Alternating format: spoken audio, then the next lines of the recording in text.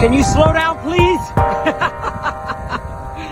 Oh, you're like a racehorse that's been sitting in the stable.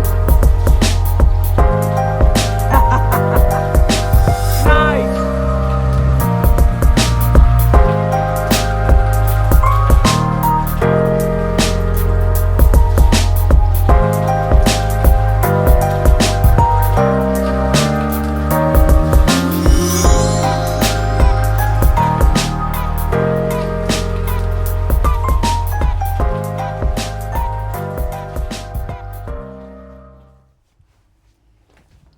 Welcome back to REV Endurance Sports and episode number 3 of the REV Show. I'm your host, George, and this is Jessica. Hello. Hello, Jessica. Yes.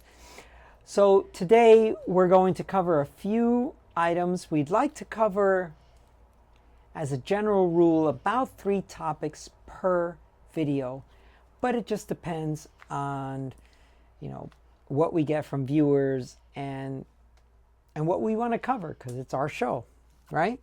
It's our show. It's our show. All right. So the first thing I want to talk about is viewer comments, because believe it or not, yes, we do read them. And Lisa Graham, oh my goodness. Yeah, when I saw Lisa Graham's comment on the last episode, I was like, okay, I have to tell you, that's awesome.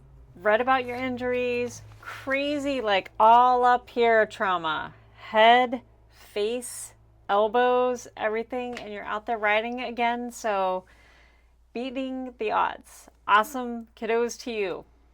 Yeah. TBI, so traumatic brain injury. She had a broken cheek, broken jaw, 2 fractured elbows. I can't imagine. Yeah, I can't imagine what that's like when you have 2 elbows broken at the same time. I mean, think about all the daily activities that you do with both of your arms. And she's back on bike. So just incredible. So we don't know how it happened, and I guess that's not even important, but the mental part of an accident, a car versus cyclist incident, is significant. And so Lisa, thank you.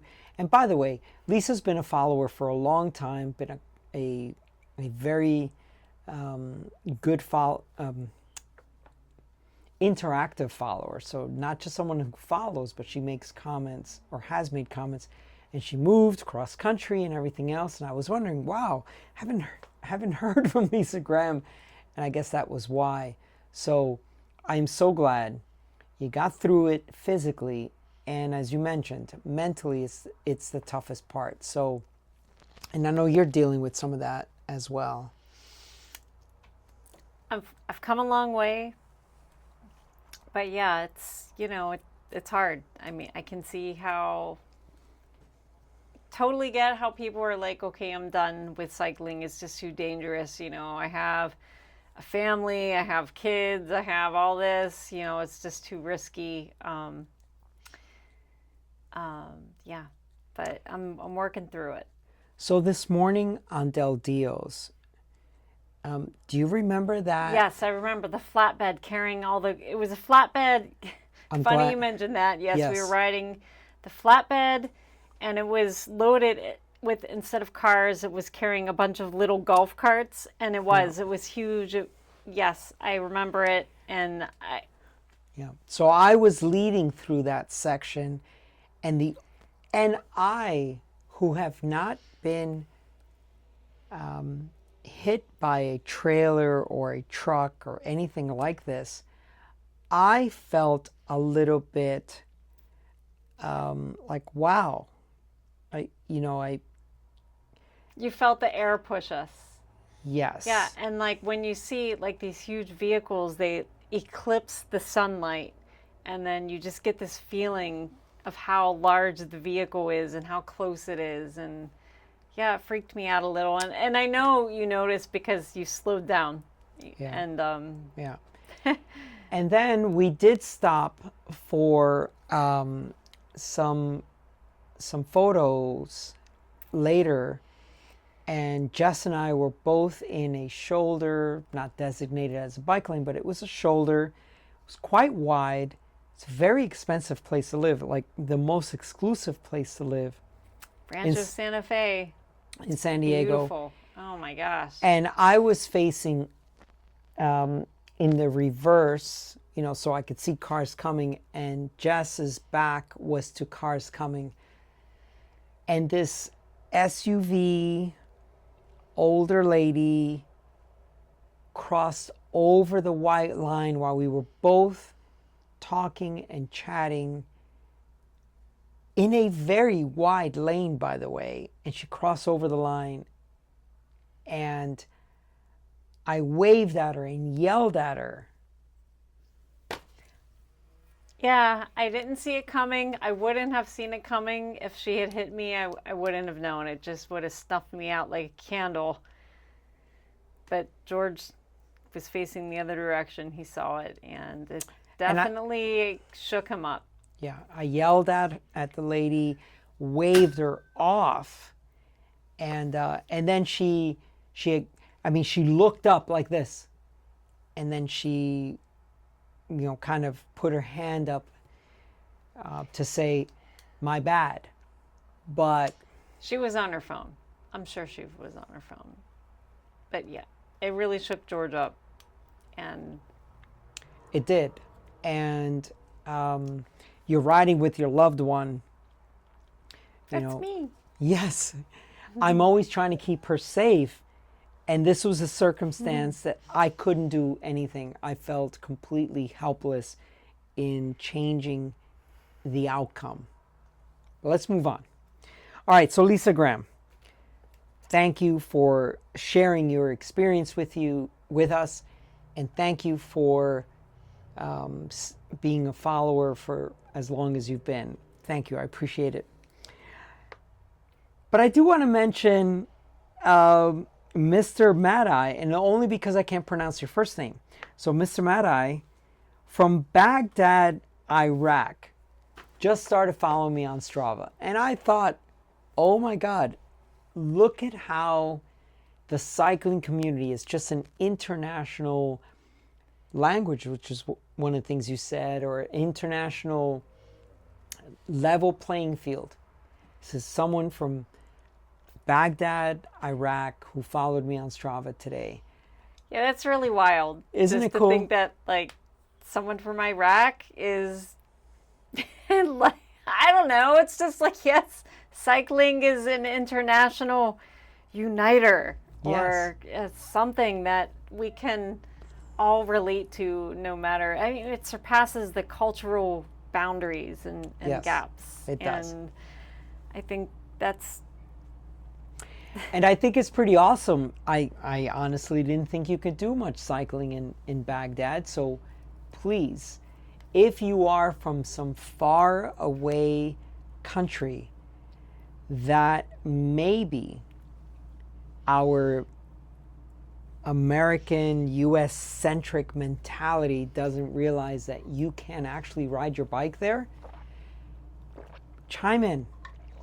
Put a comment down below. Hey, I'm watching you from. And actually, even if you are in a very cycling-friendly place, please drop a comment down below. I'm watching you from. I would love to see where people are watching our videos from. 80%, if not more, are from the US. Thank you so much. But I also want to hear from the folks that are away from this. It's just so cool. I've never really left I've been to like Mexico and Canada, but I've never been to another continent, let's put it that way. So it's just... You've been to the islands, the Virgin Islands. The Virgin area. Islands. Yeah. But not a different continent. So right. we need to take care of that. We definitely need to go places. I would love to take care of that. Yeah. Now, if you have been watching the channel, and even if you haven't, we have a friend of ours. His name is Tommy. His name is Thomas _Southwood on Instagram. And Thomas has a pacemaker. I mean, I just want to cut to the chase on this one. He has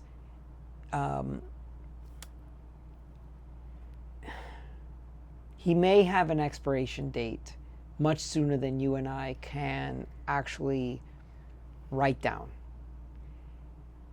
Tommy came to San Diego, he visited us, and we rode with him. And Tommy is riding his bike across the country. It's on his bucket list. It's one of the things he's always wanted to do in his life. And he's 52, has had a pacemaker for over 10 years, and he's riding his bike across the United States. And if you haven't, if you don't have a grasp of how far that is, that's like 3,000 miles. It's close to 5,000 kilometers. And he's doing it. So he's doing it right now. He's doing it right now. Hopefully he's sleeping right now. Yeah, he's sleeping right now because it's past 7 o'clock. But he has been checking in with me, and I didn't tell you this, and I wanted to tell you this on the ride. One of the things he said to me, we had a phone call just before he flew in. He said, "I feel like I've known you all my life." Yeah, he's a good guy. He did 141 miles on Monday, 206 on Tuesday, 150 today on Wednesday. Today is Wednesday. It's our date night. We're dressed up. Look, I've got my Chewbacca. Who else is on here, babe? Okay, we've got R2D2. Chewbacca, BB40, or BB, R2D, BB8. Oh, BB8. Sorry, BB8. R2D2. R2D2, Chewbacca, and C3PO. Yes, and it's an official. So anyway, Star we're Wars going out to trip. dinner. Wednesday nights is our date night. But Tommy, dude, you're doing it, man. And you've ridden what, 470 something miles now. Just so inspiring. It is. Not just to us, but anybody who has seen the video. If you haven't, you should watch it. If you have a little time, just turn it on in the background or whatever. Tune in, tune out, whenever. Just, you're not going to hear a lot of stories like his. Yeah. I did an interview with him. I will link the video link down below. I spent about 40 minutes with him, heart-to-heart conversation, and I think you should watch it. I think you should follow Tommy. I think you should give him some positive energy, some positive vibes to get him across the country. Lifelong dream. He's doing it, and I couldn't be prouder of Tommy. His wife, Joanna, is also in contact with me. So between us, we're going to try to provide as many updates to you. But suffice it to say, I'm actually going to read a couple of text messages from him just so I can add a little bit more. So today he rode 150 miles, and he said he's eating a big plate of lasagna. So yummy, yummy. I love lasagna. I love lasagna. So we make a Christmas lasagna. It weighs about 30 pounds for both of us. It does. But we have plenty of leftovers, so that's good. I'm actually ahead of schedule, so this is good news. And this is good news because he took a wrong turn, went 30 miles in the wrong direction. 60 miles. That cost him 60 miles. Yeah. Yeah. But because he said his GPS wasn't working, the reception was really bad. So he had a lot of he did the best that he could without his GPS.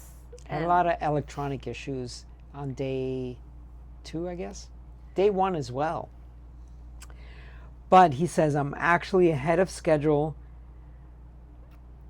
sticking to the interstate. So that's crazy. He's riding the interstate a lot more than I thought he would.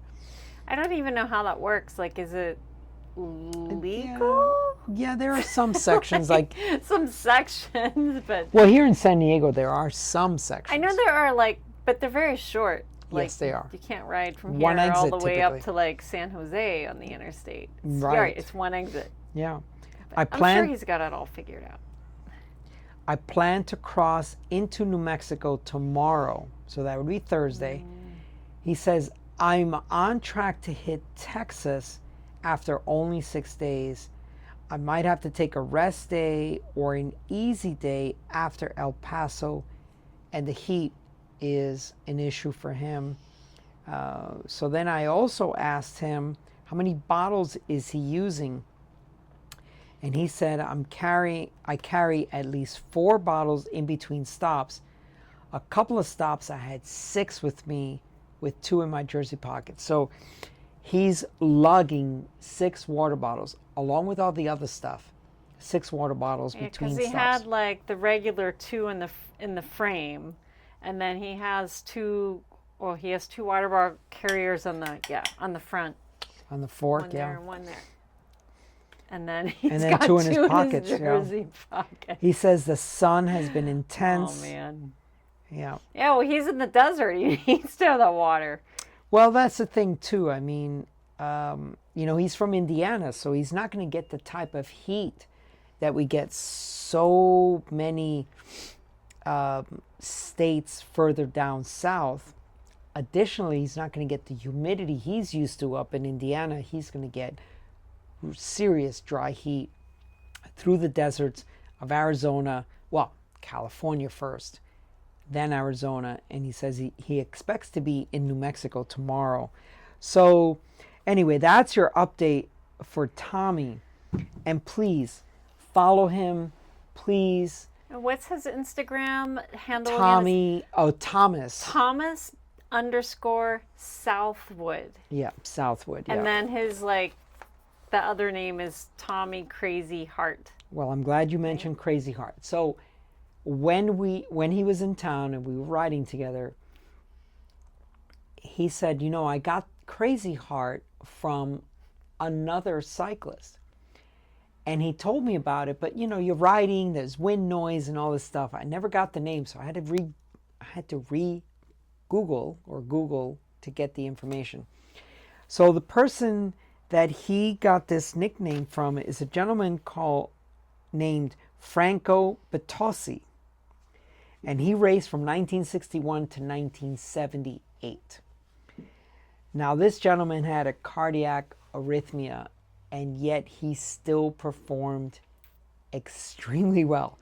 I mean, some of the things that would be on my wish list.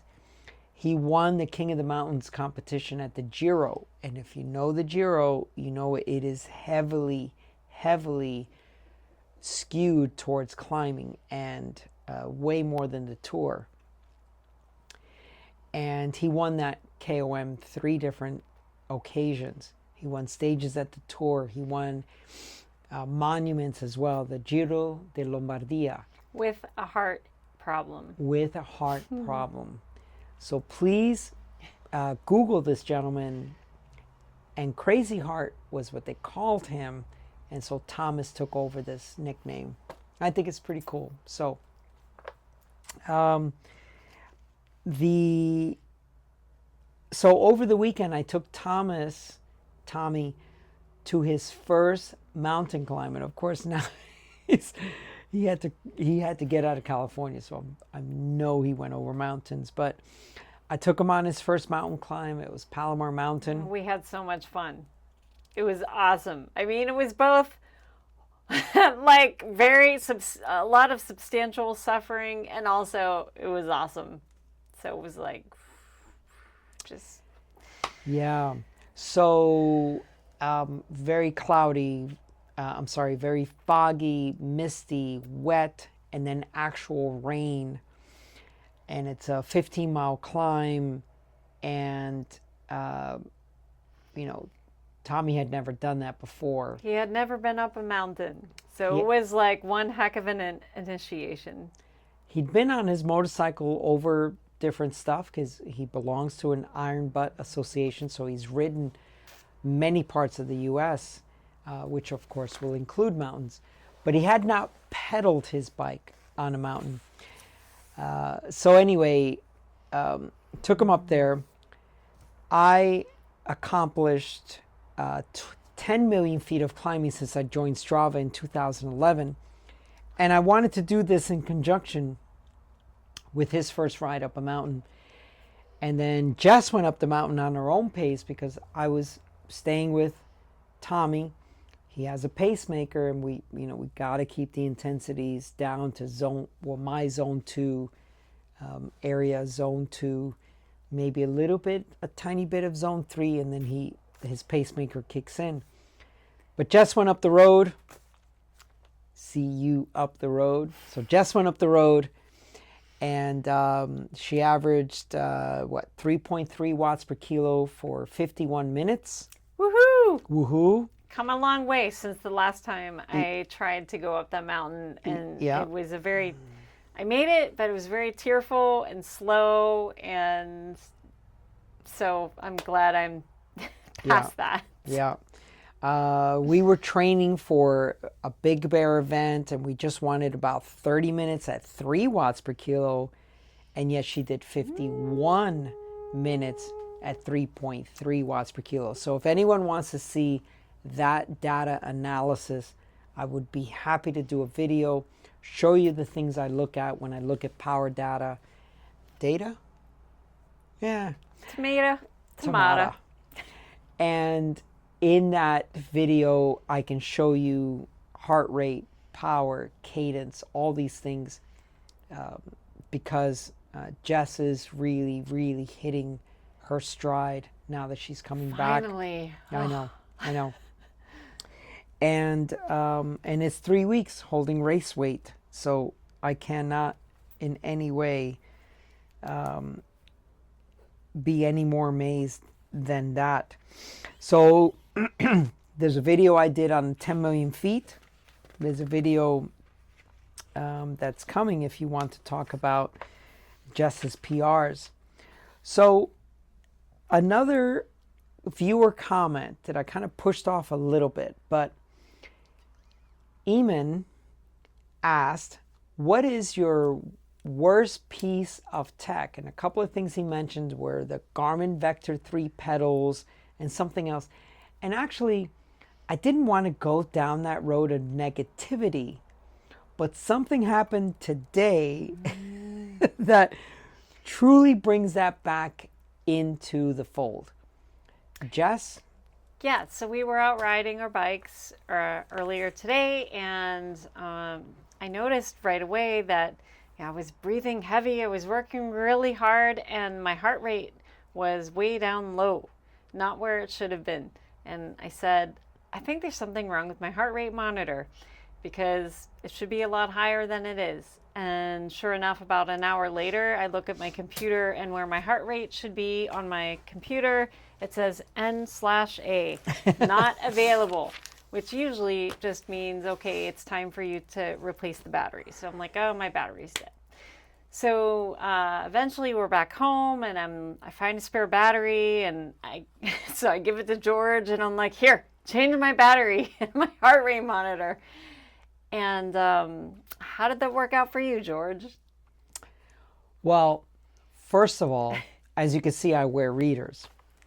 Well, not only do I have to wear readers, but these freaking screws, why don't you show them? Okay. Because it's just ridiculous. See if you can just put that in front of the camera and let it just... Here's the front. Okay, this is obviously, I've removed it from the clip. I don't know if you can see it.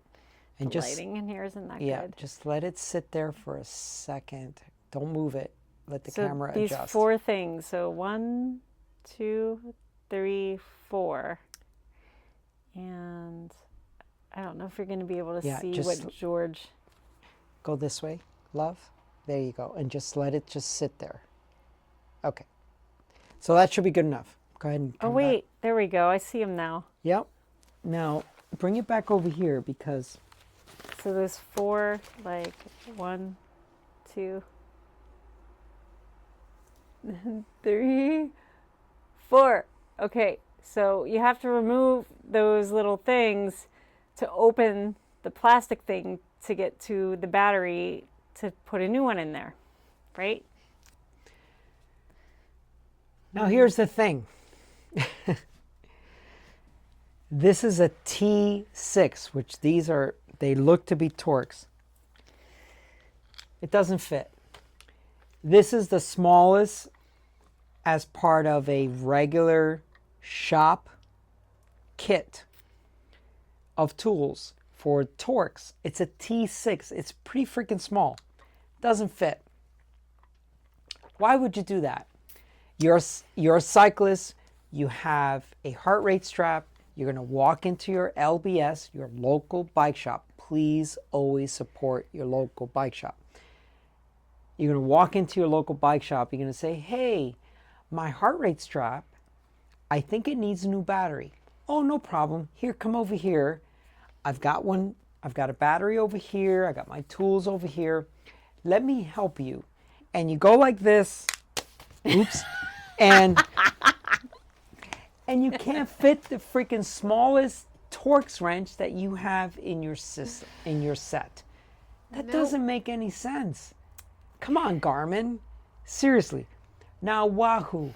Wahoo uses a coin slot that basically, if you had a quarter, if you had a big screwdriver or something like that, twist, pull out, put your battery in, put it back on. This is stupid design. People, stupid design. Garmin, stupid design. Why do you have to use these tiny, tiny, tiny, tiny screws that the local bike shop doesn't even have a wrench for? Yeah, so until George figures out my problem for me, I'm going to be riding without a heart rate monitor. Or I can go back to Wahoo makes a ticker that you put around your wrist. I have one of those at home. It's brand new. I've never used it. But I'd be happy. That's probably what I'm going to use. And yeah, the only other thing I have to say about this, this particular thing is the strap that you wear. I don't know if any other girls have issues with this, but I hate the chest strap. I hate it. I feel like after every second ride, it's like I'm pulling it, it falls down to like my waist. Okay, maybe every like fourth or fifth ride, but I'm always like, I don't like wearing it. And so I kind of have this fantasy that one day I'm going to design this thing where, you know how like paramedics and stuff, if they want to take a look at your heart and stuff, they just like put these little sticky electrodes on you and there you go. They have like a 6-lead readout of your heart. Well, maybe I can make just some kind of thing where instead of like doing the whole chest strap and the whole stuff, there's just like this little tacky thing. I just like stick it on there and I'm good to go. And after the ride, I just stick it off and then I can use it again the next time. And no one else can copy my idea because it's mine now that I've announced it on YouTube. So I will get you for patent infringement. Well, it led me also to think about a favorite piece of kit. So instead of the least favorite piece of kit, favorite piece of kit. Now, I didn't do my homework and I didn't bring my show and tell item. Shame on me, right? Yes. I don't know how I didn't realize you forgot it, but that's okay. I brought mine. Yes. So I will not get a gold star for today because I did not bring in my favorite piece of kit. Well, you can save it for next week. I can save it for next week. So why don't you lead into your favorite piece of kit? So my favorite piece of kit, and I do actually consider this part of kit. I'll show you really close. All right, okay, it comes in this little box. Oh, it looks like it's going to be backwards for the camera. No, it's going to be fine. Okay. Yeah. Well, from where I'm standing, it says lens wipes. Okay. Yeah. So this is something that you can buy at your local drugstore. And this is a box of 40. And actually, I don't remember what I paid for these, but I know it breaks down to about 9 or 10 cents per lens wipe, and they're little microfiber lens wipes. And when you open the box, there's a bunch in there, and they're in these little like 2-packs, so they're perfect for travel or single use. And what I like to do is I have 2 of these in my wallet, and my wallet is in my jersey pocket. And that way, whenever my sunglasses are smudged from my sunblock or rain, or maybe someone in front of me has blown a snot rocket and it has landed on my sunglasses, then the next time I have a chance, I just, get into my wallet, pull out this little thing and open it. And look, it is this awesome little cloth that is treated with something that cleans your sunglasses, and it doesn't leave streaks. And one of my favorite things about this is that after I use it, then you can pass it around to your friends and be like, does anybody else need to clean their sunglasses? And everybody's like, oh my God, you're so cool. Yes, I would like to clean my sunglasses. And then from then on, you're the most popular person in the cycling club because you always have these awesome little wipes with you. So, Eamon, I do want to thank you for bringing up this topic of worst kit, not so favorite kit, best kit, all that kind of stuff. I will save mine for next week because, as I said, I forgot mine at home.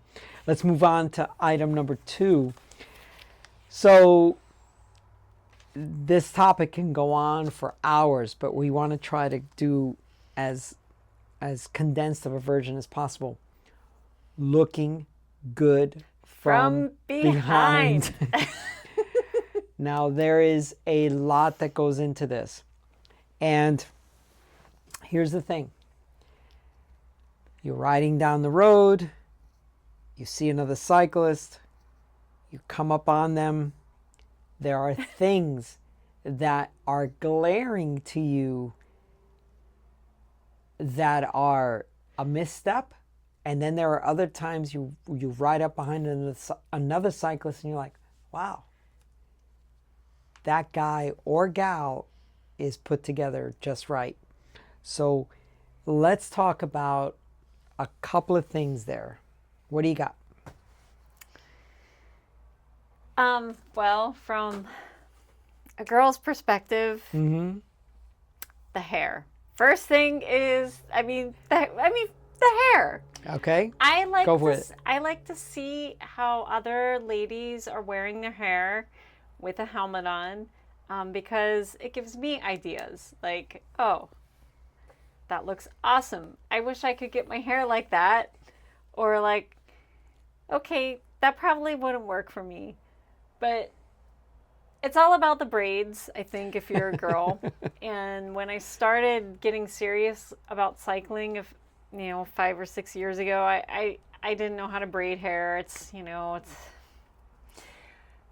But over the last 2 years, I've really made it a priority to learn how to braid. And I've gotten a lot better at it. And I can do pigtails, and I can do a side braid, and I can do a braid in the back. And they all really beat like the weird like little bun thing that I was doing before I decided I wanted to braid. So yes, that's hair. Yeah. So from a male's perspective, would you mind grabbing that toolkit there, please? Oh, sure. Oh, this happens. And just kind of put it in front of the camera just for a minute. Now that's the back end. Now that's a toolkit. And one of my favorite toolkits. Now, if you wouldn't mind, bring it closer to me now. And I want to show you why I like this toolkit. And by the way, anything that I talk about on this channel is obviously available through me. And it's a great way to support the channel. Except the lens wipes. Yeah, except the lens wipes. You can get those at your local pharmacy. Sure, they say CVS. So. But this is an Ortlieb tool bag, and it clips to your saddle. There's a clamp in your saddle rails, and this is the back end. I like this because it doesn't strap in any way to your seat post. It's clipped on there. It's folded nice and neat. It's nice and clean. Now, as I said, from a male's perspective, I was in the Marine Corps, in case you didn't know. I was in the Marine Corps for 12 years. I was a drill instructor as well. And I stressed upon my recruits to pack a good freaking pack and to pack a good rucksack or whatever. Because packing a neat pack and tidy pack not only means that you took the time to do that right, but it probably means you got everything in there and you've condensed it down to the smallest, each individual item to its smallest amount. And so when I ride behind people and their tool bag is swaying back and forth, it's not attached to like, I don't know. It just, anyway, tool bags.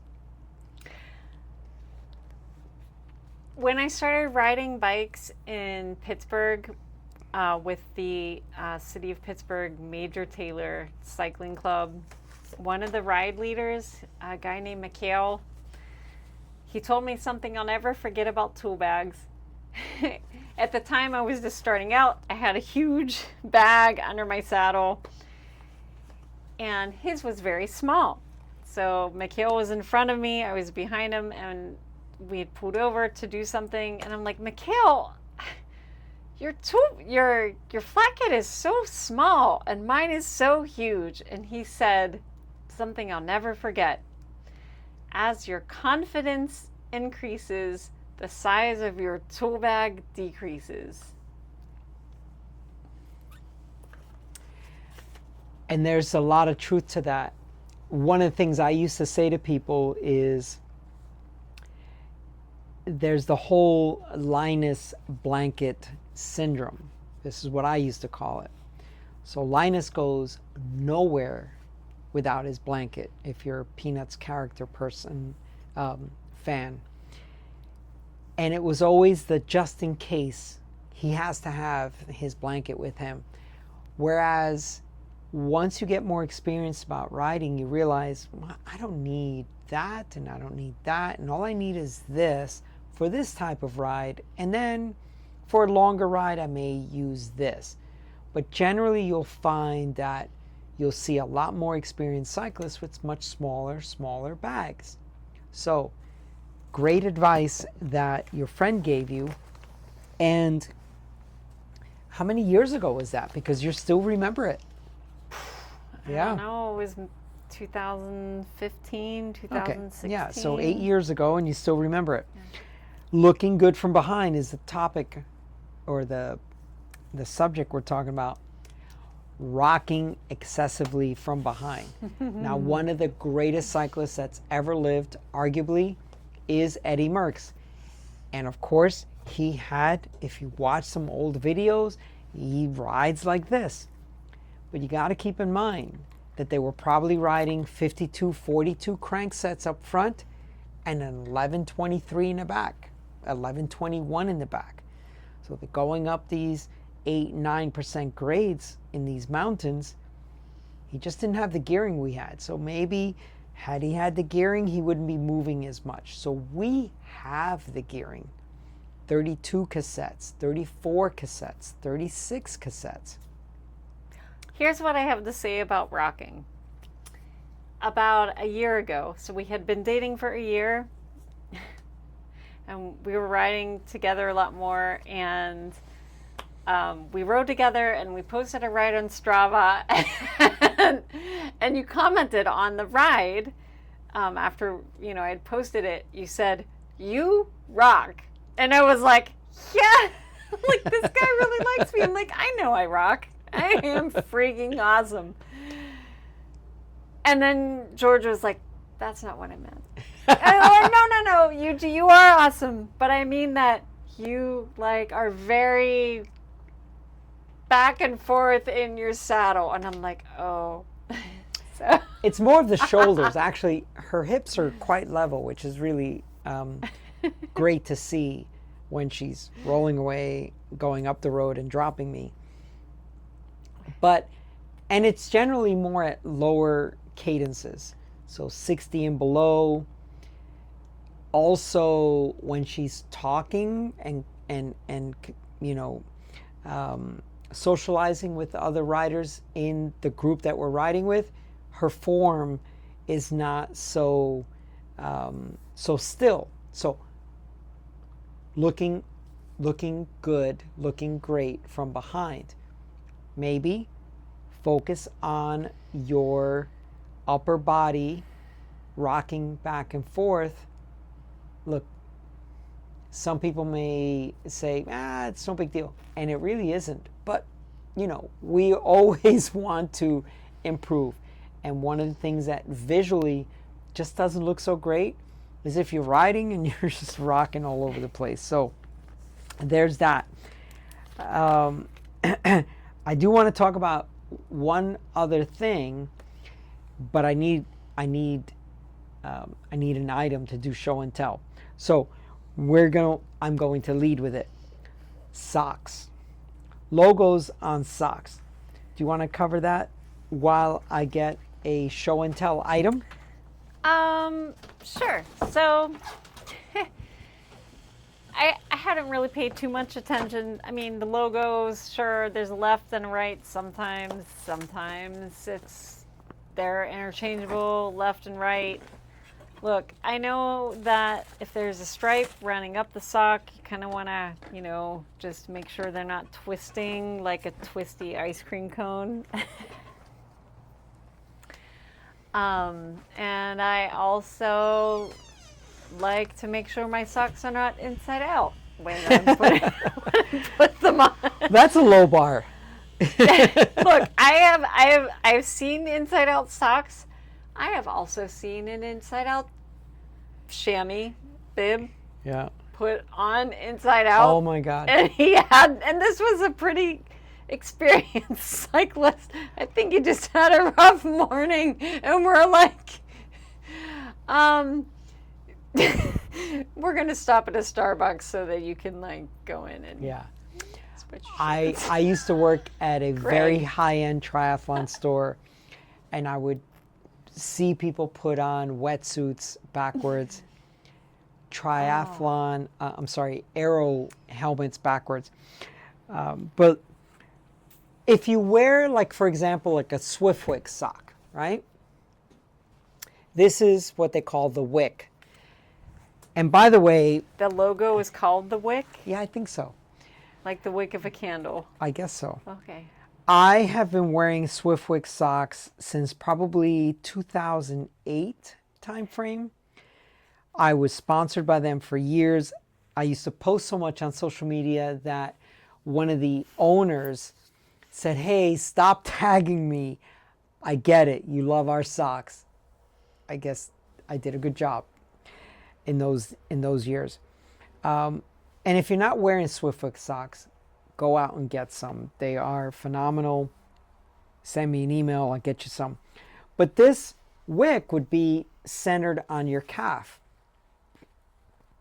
There are other logos. Let's just talk about logos in general.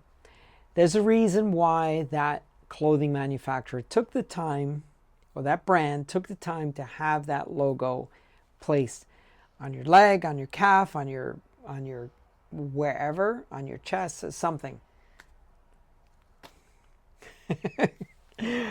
Maybe that's too much for some folks, but I like to make sure that the logos are placed properly. So that's another What thing. I would say about logos, and I know George appreciates this as well, is we kind of like a logo that's a little more subdued and not so like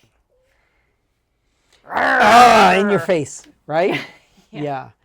A lot of the new Pearl Izumi clothing, and Pearl Izumi used to always be for me a brand that was kind of, okay, over here we have our discerning customer, they'll buy this brand, and then the folks that need a little bit more of a budget brand, will get them some Pearl Izumi. over the last 2 to 3 years, they have really stepped up their game. Their chamois are excellent. I wore them all at PBP. Their jerseys and all that stuff. And to tie this back in, their logos are very small and very discreet, and I like that. I do too. Yeah. They're a little more elegant. A little more elegant in that respect. Okay, taillight placement. So I know that this sounds silly, but Keep dropping that pen. I know, sweetie. I just don't know where to put it. So the thing is with taillight placement, I see a lot of taillights that just aren't doing any good as far as showing back to the riders behind, to the motorists behind them. So again, we want to look good from behind. We want to be safe. We want to be visible. We want to be a rider who, as the car is coming up behind us, oh, there is a cyclist up in front of us. And also, it really helps if your taillight is turned on. So we try to make it a habit when we're rolling out.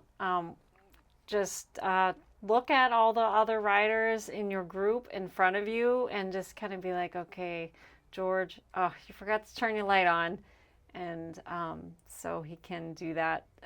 Actually, George usually does it while we're rolling, but some of us have to wait till we stop or stop.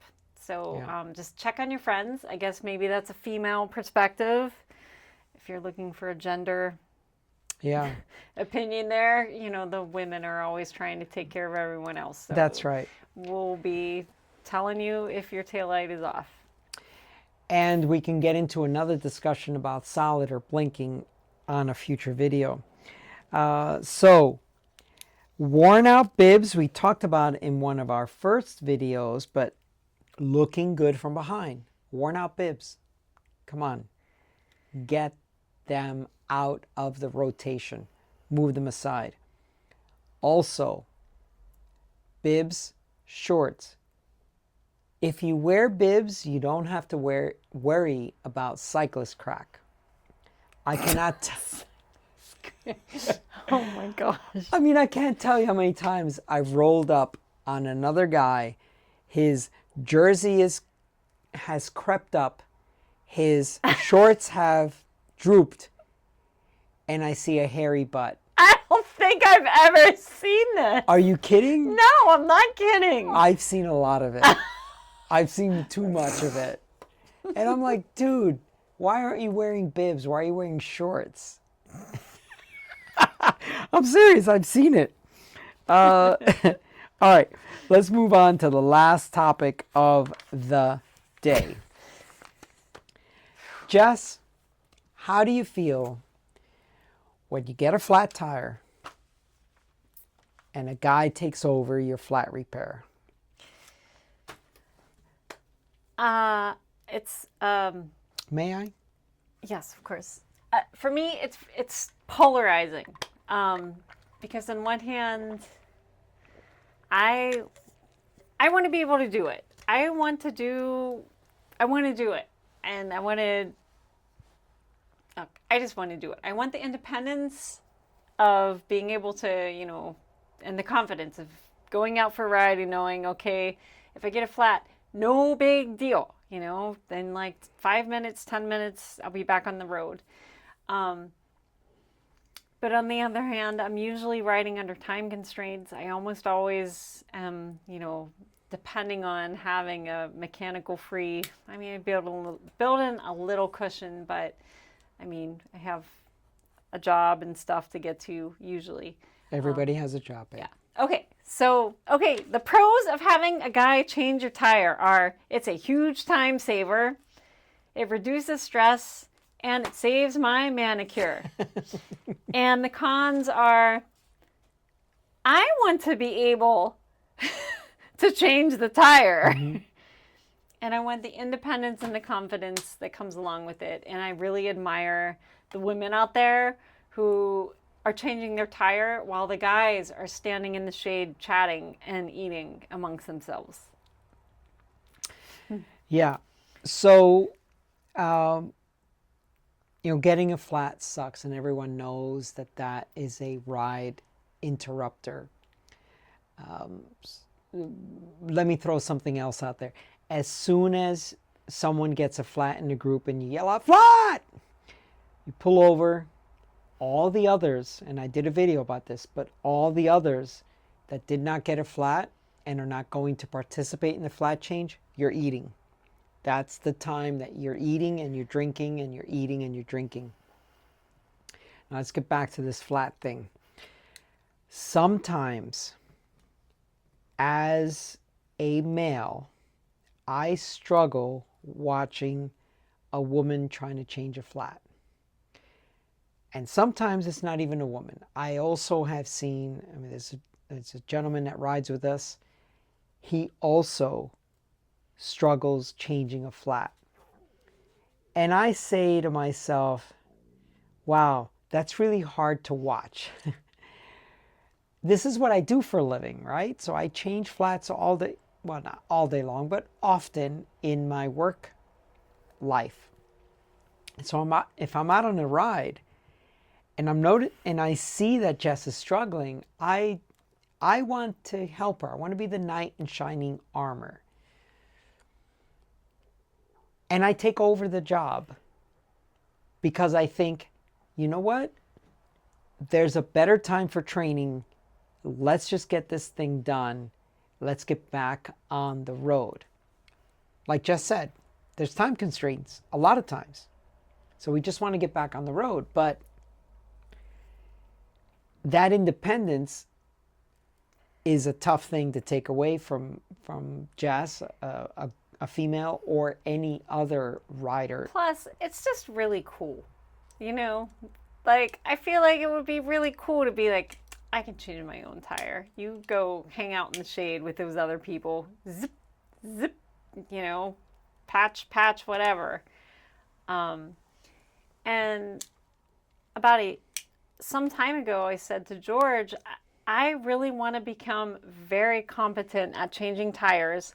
So I said, what do you think about whenever we go out on our weekly group rides, whenever someone gets a flat, I am the designated tire changer. I will be assigned to change the tire and you can help me and talk me through it. But I want to do that until I have changed like 100 tires and I have all that experience under my belt. And it sounded like a great plan at the time. But then when the moment arrives, it's like sometimes it takes me like, I don't know, 20 minutes. And then everybody's just like, oh my gosh, you know, we got places to go. And then it just, you know, someone else will have to take over. So I don't know if that will ever happen, but it was a good idea. Well, here's the thing. Sometimes it's a strength thing, finger strength. Some of the people I ride with are older as well. They're freaking kick-ass cyclists, but they're mid-60s, 70s, hand strength, arthritis, these kinds of things start to kick in. I'm 58. Jess is younger. So hand strength can be an issue to change a flat. Sometimes it's not even hand strength. You know, you're trying to break the bead with the tire lever. You're trying to reinstall the tire. Sometimes it is hand strength, but sometimes it's technique. It's finesse. It's not strength.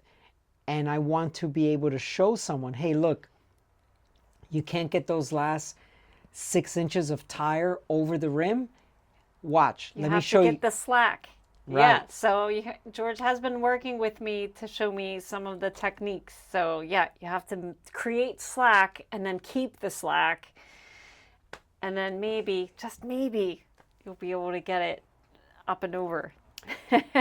Because ideally you should not be using a tire lever to get the tire up and over the rim on those last 3-4 inches, right? So that's when a lot of times I feel like I need to take over the job and be like, okay, I've let you try it. You've tried it. You can't get it up and over. maybe now it's not a strength issue, now it's a technique issue. Here, let me show you what I do. And I start pulling on the tire, pull, pull, pull, pull, pull. And then by the time we get to those last 3 to 4 inches, it just pops up and over. And everyone's like, oh, wow. But yeah, it's a technique thing. And so sometimes I want to show, I want to instruct when this flat happens that it can be done. Let me show you without any tools. So Jess mentioned you're in a hurry most of the time. You want to get back on the road. The technique thing. Lastly, when I worked in a bigger shop many, many years ago, 2004, 5 time frame, so about 18 years ago, when a lot of people did watch more regular TV with commercials.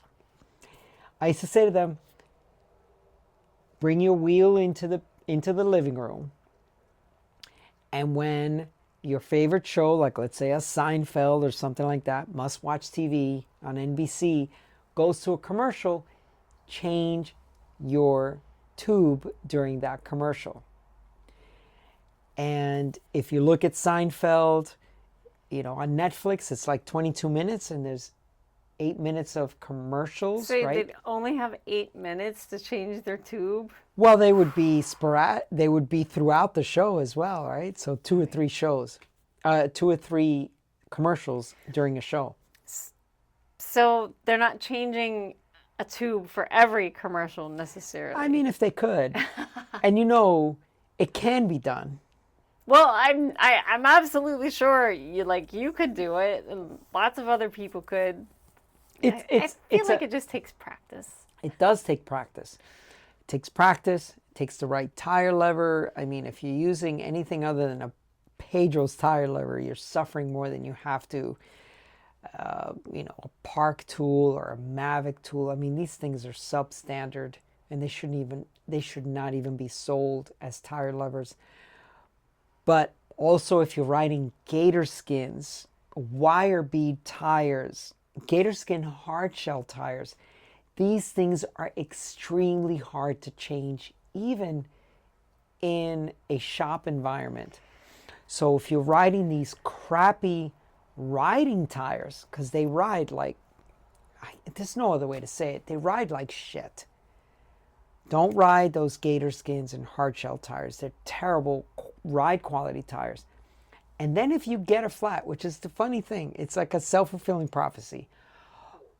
I don't like getting flats because it's so hard to change a flat. Well, you're riding a tire that's so hard to get on and off of your rim. You need the jaws of life for the gator skins, right? Yes, and the wire bead tires. So I used to ride those, but it's been a long time. Yeah, they're terrible tires. Yeah.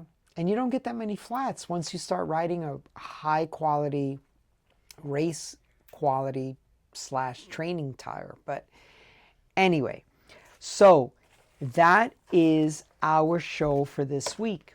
Now, yes, sadly, it's over, isn't it? Yeah.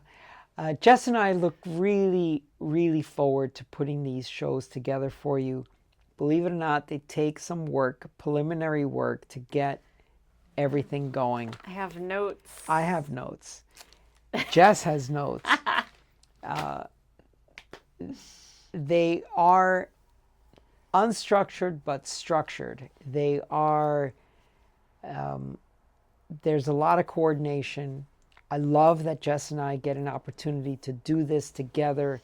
My channel has been my channel for so long. Like I said, there's probably 750 plus videos out there, and Jess and I are finally collaborating on videos together, and it's a very cool thing before we shoot.